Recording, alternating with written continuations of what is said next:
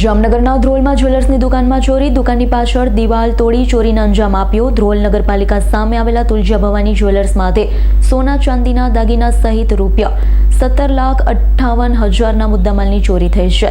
જ્વેલર્સના માલિક પ્રકાશ ભીંડીએ નોંધાવી પોલીસ ફરિયાદ નોંધાવતાની સાથે ધ્રોલ પોલીસ અને જામનગર એસઓજી પોલીસ ઘટના સ્થળે પહોંચી।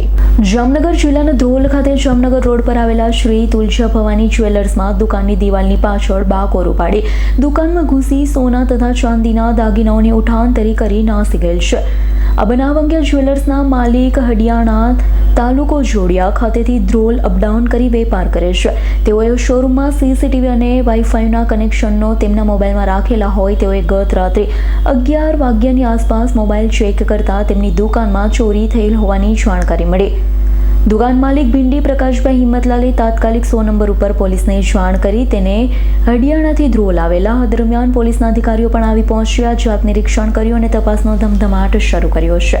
હર્ષલ ખંડેડિયાનો રિપોર્ટ, S9 ન્યૂઝ, જામનગર। અમારી તમામ માહિતીથી અપડેટ રહેવા માટે જોડાયેલા રહો S9 ન્યૂઝ સાથે।